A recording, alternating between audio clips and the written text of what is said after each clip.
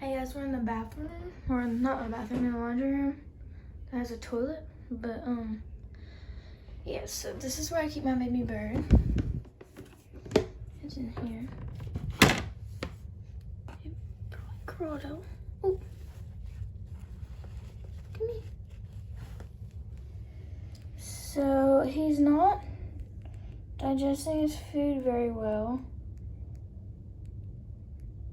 So he's like, his crop isn't emptying. And he's growing very slow. Like, he should be a lot bigger than this. And he should have a lot more feathers by now because he's 16 days old. So he looks like about